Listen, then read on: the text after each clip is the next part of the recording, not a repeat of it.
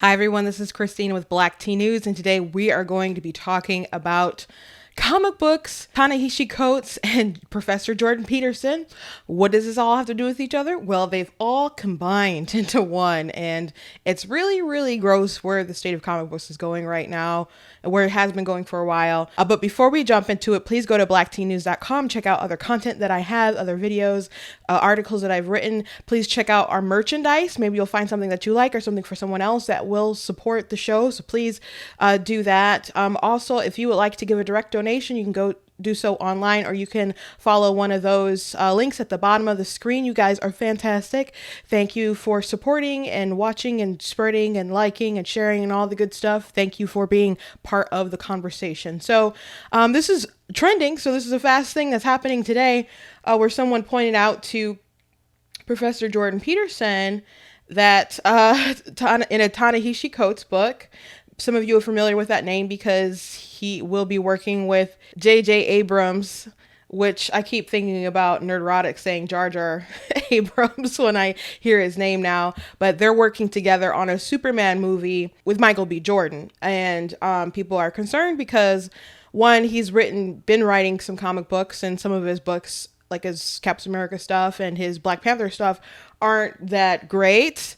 And obviously it's full of a lot of woke stuff, and people want to, when they watch Superman, they want to feel inspired. They want to feel hopeful. It's not like watching The Watchmen. It's not even like watching Batman. You know, there's a whole different tone with Superman. Ta-Nehisi Coates has this really nihilistic view of the world. And he was even asked on like Colbert one time, like, are you going to have like a, you know, you're kind of negative, can you have like a more optimistic view of the world or something? And he's just like, no.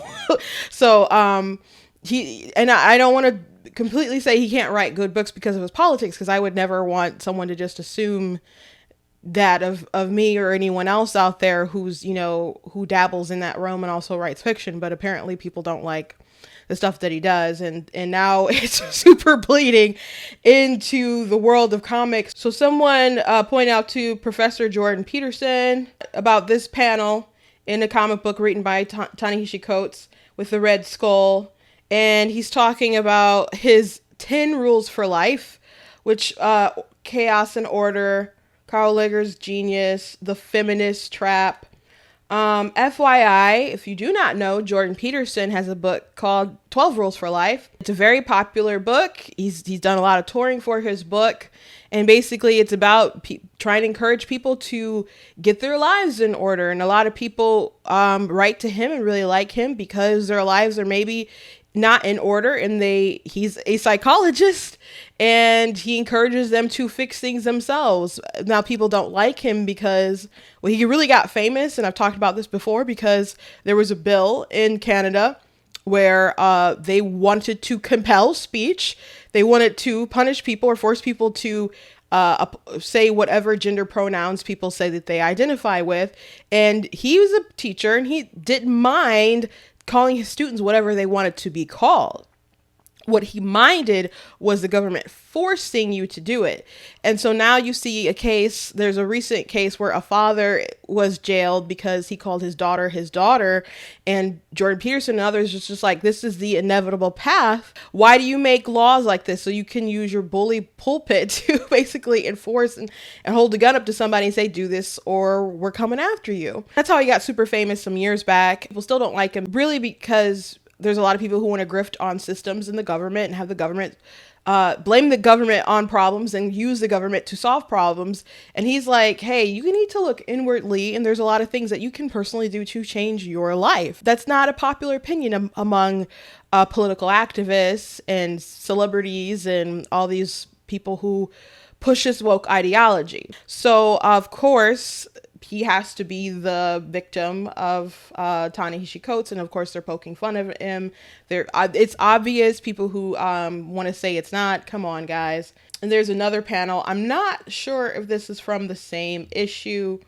Here's another panel when Captain America is talking about the Red Skull. It's the same for all of them. Young men, weak, looking for purpose. I found the flag. You found the badge. They found the skull. He tells them what they've always longed to hear, that they are secretly great. that the whole world is against them, that if they're truly men, they'll fight back. And bingo, that's their purpose. That's what they live for, and that's what they'll die for. The funny thing about these panels is that this can apply to a lot of extremism. I mean, back in the day when, blacks were starting to rise up, after like the Civil War, and, people were competing for jobs. So some of them might have been low wage, but some of them were going to college. You had people in Congress. You had black people in the Senate, like right off the bat. You had, you don't want to rent out to black people? Well, we're going to pull our money and we're going to buy a block. So we're going to buy a neighborhood. We're going to do what we have to do. So you had people really, not that the system was fair, but they were trying to overcome an unfair system. And there were people, white, poor people, who couldn't get ahead in life. And Democrats would come to them and say, well, at least we'll love you more than the blacks.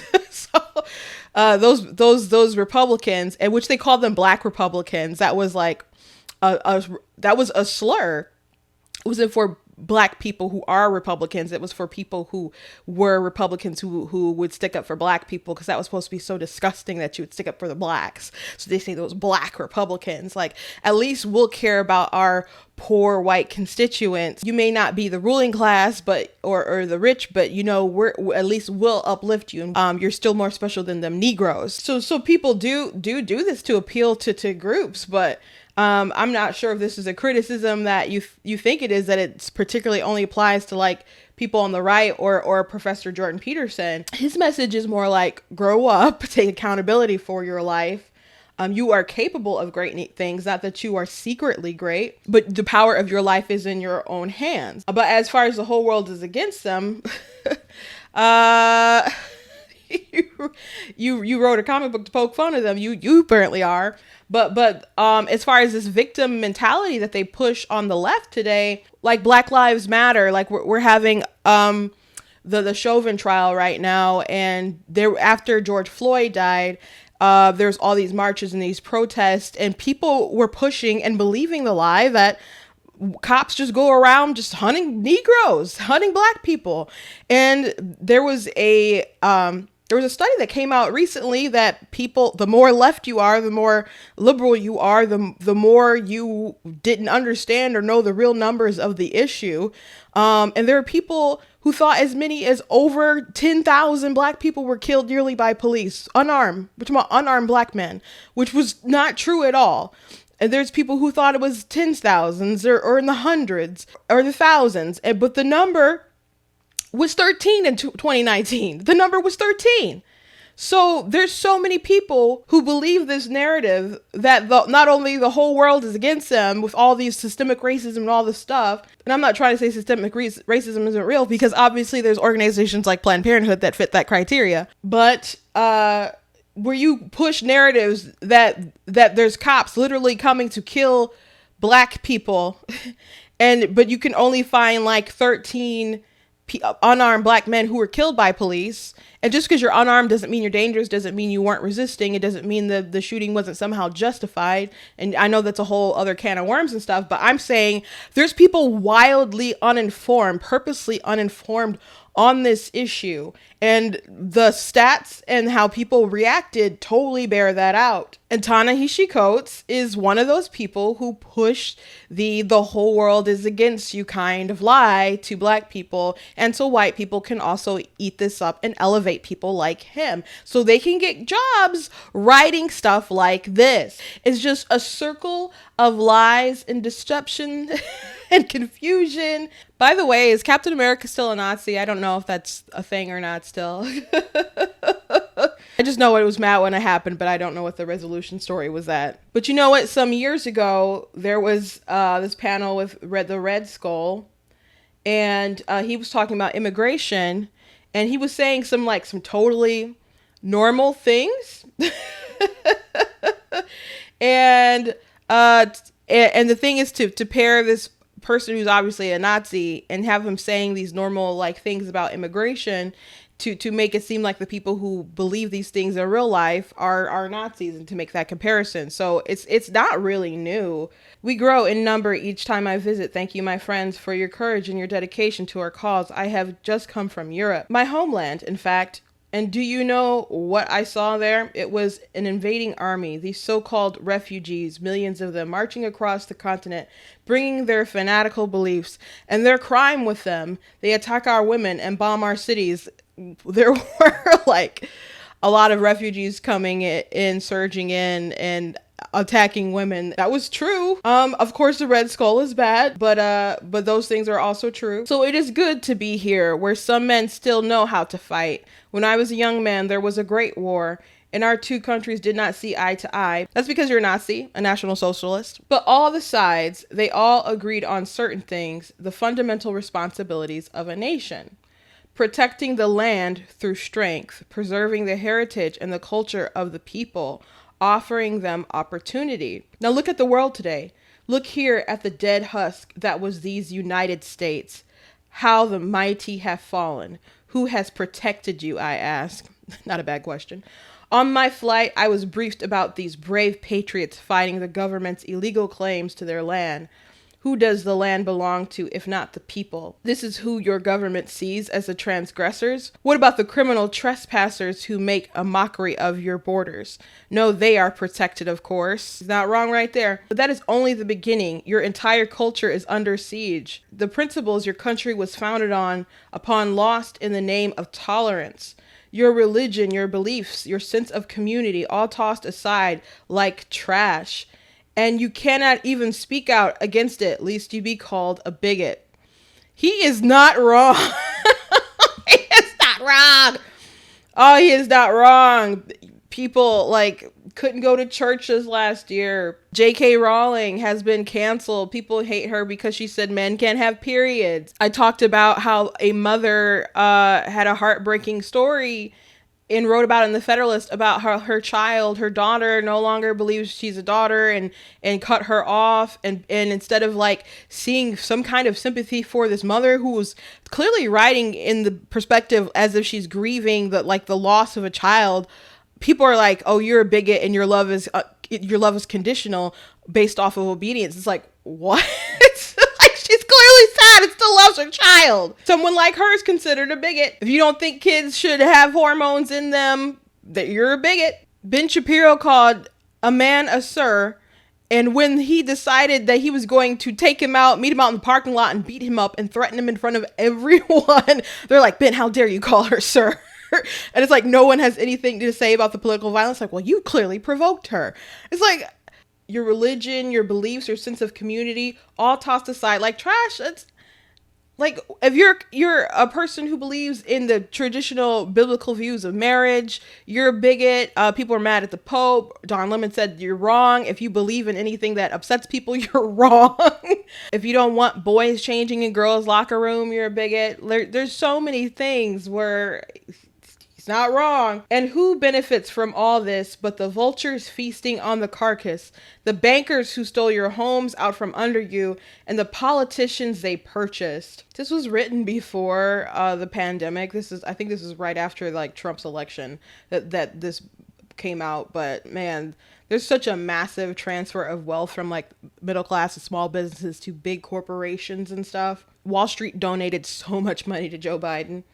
It's ridiculous. The beginning of a revolution, the first to see the collapse of the old guard and the road to something glorious, the glory of Hydra. You have, of course, obviously that's bad, but they associate all these like normal things that normal people are talking about, and they put the face of the Red Skull talking about it. Literally everyone I don't like is a Nazi sort of thing, to make reasonable people saying like, I'm for legal immigration, but can we like have a system where we just like protect our borders and we make sure that, you know, people coming across here may not have COVID, make sure they're not terrorists. Nope, we're not going to do that. We're going to just foster in a system that enriches coyotes, which people didn't even know what coyotes were, and they can throw children literally across the border wall and just drop them, and there's kids drowning in rivers and stuff because of bad policies. Those things are cool, but if you speak up against them, you're bad, and you're a bigot and all these other things. So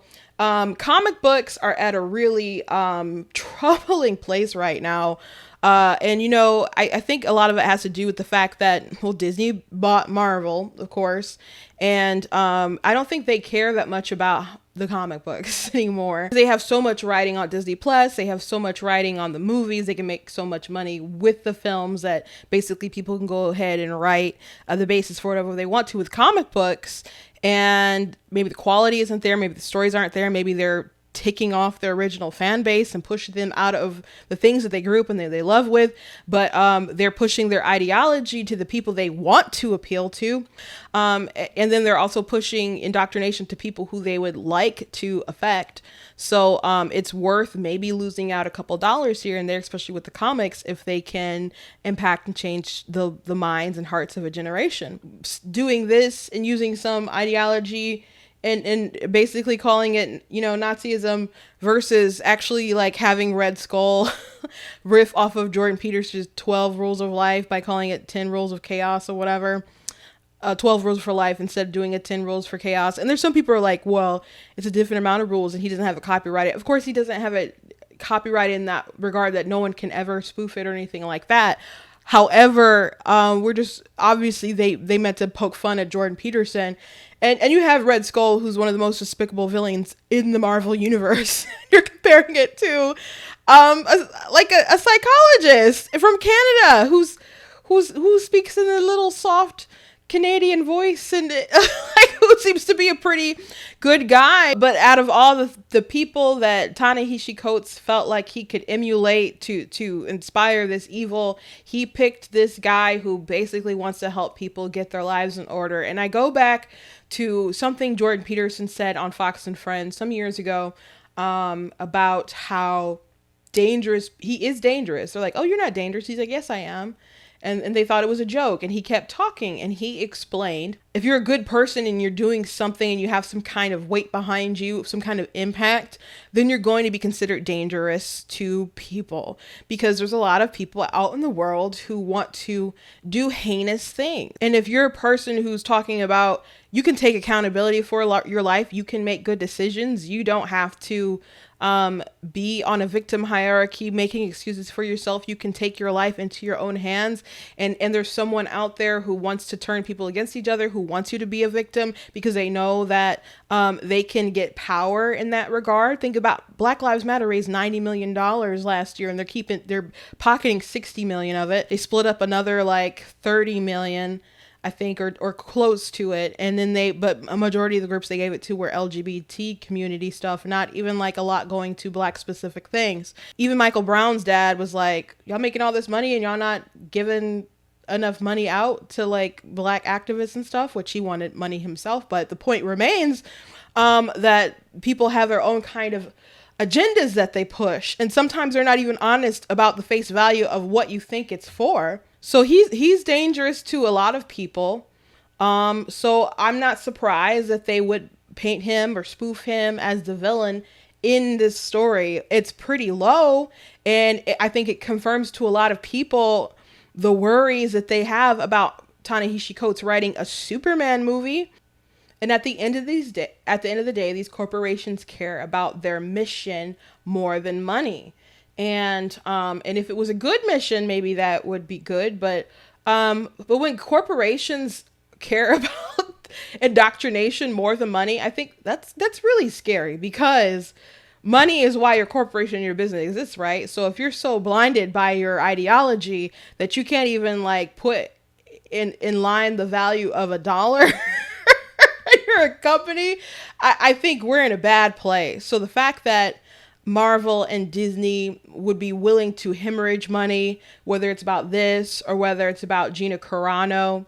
And there's been a lot of proof coming from Disney where these companies are more invested in their woke ideology than they are with their fan base, their customers, with money, with the story, with the heart of the characters. And there's other people who've covered this obviously more than I have, because this is a mainly political channel, but Nerdrotic and other guys have covered these stories. I want to close with this panel from the Civil War comic book that was written some time ago, when I was still in high school. Doesn't matter what the press says, doesn't matter what the politicians or the mob say, doesn't matter if the whole country decides that something wrong is something right. This nation was founded on one principle above all else, the requirement that we stand up for what we believe, no matter what the odds or the consequences. When the mob and the press and the whole world tell you to move, your job is to plant yourself like a tree beside the river of truth and tell the whole world, no, you move.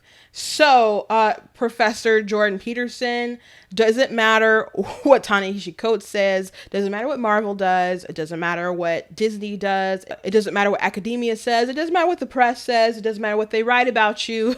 You are speaking truth, you are speaking just logical things, asking for people to take accountability for themselves, asking questions, pointing out the dangers, like specifically they're talking a lot about this gender ideology, and that's a big thing that people are talking about recently, and that's causing so much drama over like a simple truth. CNN was like posted a story recently, and they're like, there's no way to know at birth if what your child's gender is. Like, what do you mean? Just look down. What are you talking about? It doesn't matter what sort of foolishness that the world says, that the woke mob says, that the woke police say.